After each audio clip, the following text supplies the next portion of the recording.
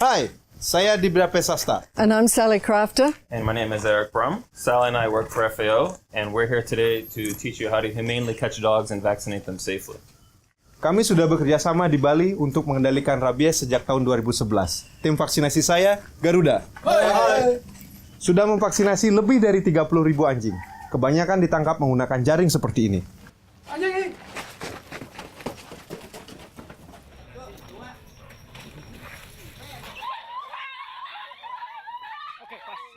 Wow, you guys make it look really easy, but I'll bet it wasn't always that easy, was it? Oh, tentu tidak. Butuh banyak latihan untuk menguasai penangkapan anjing. Banyak anjing yang tidak tertangkap. Banyak penangkap yang mengecewakan.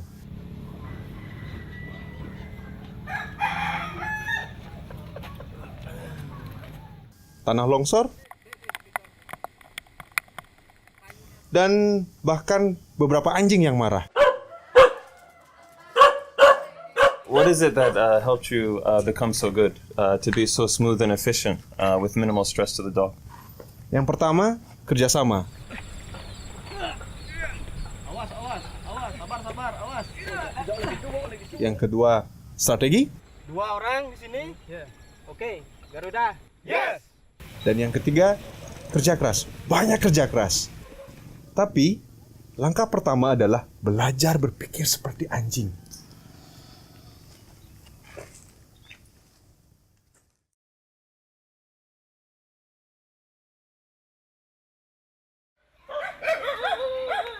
Dogs are smart. Roaming dogs are especially smart.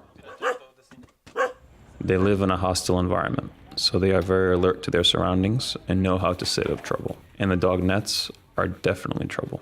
If the dog sees the net, the dog will simply go the other way. Just stop and look at a dog on the street. See how the dog is curious about its surroundings. Then notice when the dog becomes more alert and tense about something unusual in the environment, and quickly retreats to a space where it is comfortable. On the streets, dogs move along this spectrum between curious and nervous. An easy way to visualize this is to think of the dog as having an invisible bubble around it, what we call the dog's radar.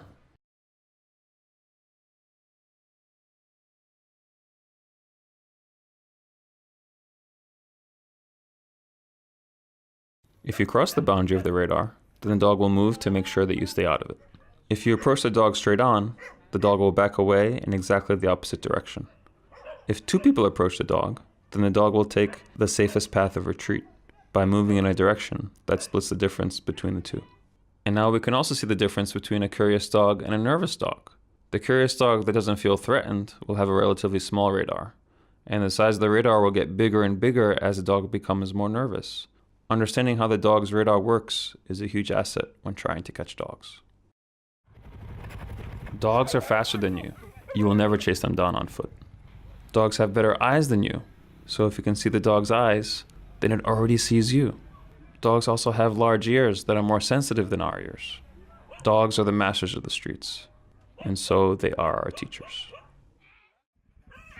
So how can we gain the advantage? While a dog has the upper hand with the 5 senses, they can't match our intelligence. Our brains and our ability to predict and plan ahead gives us the advantage in almost any situation.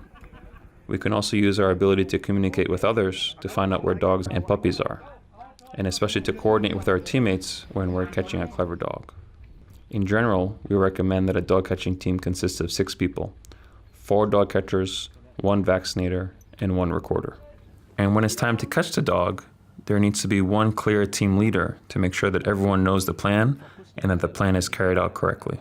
Finally, the one thing that we have that dogs don't understand is that we know why we're doing this.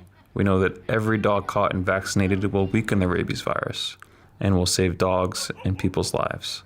So we work hard and we work tirelessly because we understand how important our work is and why we must succeed.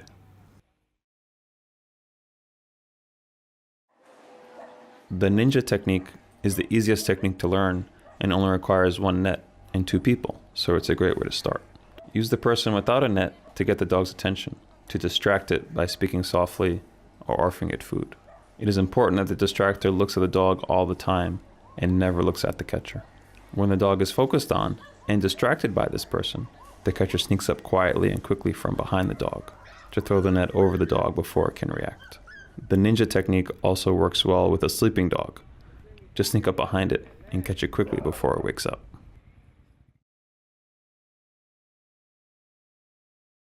Let's look a little closer at why this technique is so effective. The dog's radar has its strengths and its weaknesses. The most accurate part of the dog's radar is the eyes, but the eyes have a major weakness. They can only detect an intrusion to the front and sides of the dog. The back of the dog is vulnerable. To cover its back, the dog uses both its ears and its nose. While the eyes are the most accurate, the dog's ears are perhaps the most sensitive. They even look like radar dishes, scanning the area 360 degrees, detecting possible threats. But now look what happens when the dog is distracted during the ninja technique. On the left, a distractor is attracting the dog's attention so that the dog's radar is focused on the front. Now you can see the catcher walking from behind while the distractor keeps the dog distracted. Right when the dog focuses on the person in front, even the ears point to the front for a moment. This is when the catcher can come from behind and catch the dog.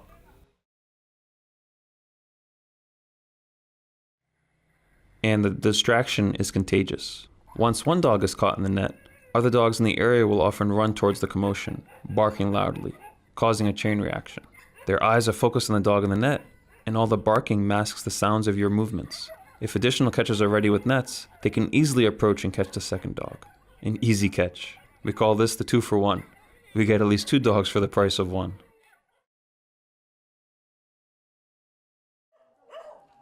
The second technique you can use is called the escape technique. It's the toughest method to learn because it requires the most teamwork. But once mastered, it is the most versatile of all the techniques, especially for dogs which are already alert. Basically, we use our knowledge of the dog's radar and their surrounding environment to predict where the dog will run to escape danger, and then secretly position the dog nets along the escape path before trying to approach the dog. First, the leader studies the environment and determines the most likely paths the dog will take if someone enters its radar zone. The leader then positions the catchers to hide themselves in strategic positions along the exit paths. All exits must be covered by catchers. The catchers must remain hidden and silent. No peeking or the dog will see and run the other way. Once everyone is in position, one team member gently provokes the dog by entering its radar zone to make it run away in the planned direction. Remember, the dog will always run away from the threat and towards the area where it feels safer, such as into its home or into the forest. Now let's look at an example. Here you can see a dog with a clear exit path behind it. The leader asks the catcher to quickly run behind the building to hide along the exit path. Now notice how the dog is responding to the rest of the team as they get closer. But don't get too close or you'll cross the dog's radar and scare it away before the catcher is ready. Now that the catcher's in place, the rest of the team can close in on the dog from the front. Once its radar is crossed, the dog quickly escapes down its exit path where the dog catcher is waiting. There he is. Great work and great catch. A good way to use this method is in a narrow street where the dog's movements are restricted by walls. If a dog runs inside a house, close the door and position the catchers outside the door, and then ask the owner to go inside the house and make the dog run outside. Just make sure to hide so the dog doesn't see you, and then it'll be an easy catch. No problem. And a backup catcher is important so that if the first catcher misses the dog, the second one can still catch it. Great teamwork. Well done, well done.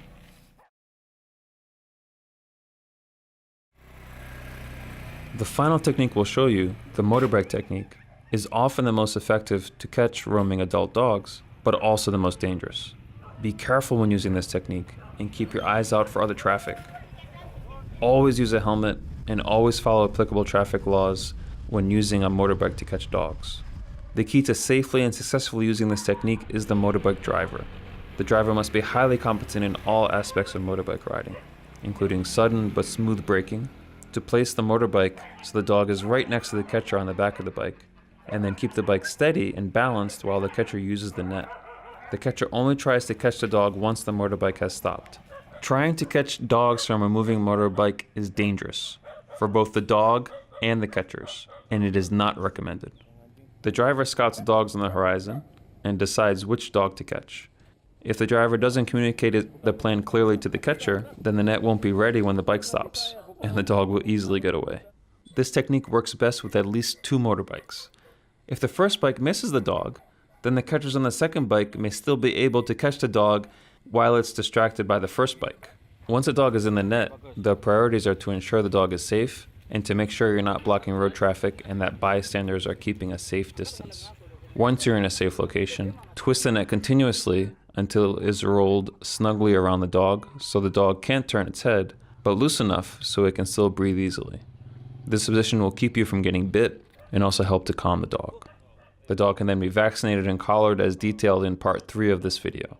Proper handling is essential to minimize pain and stress for the dog, and also to keep the vaccination team moving quickly and efficiently.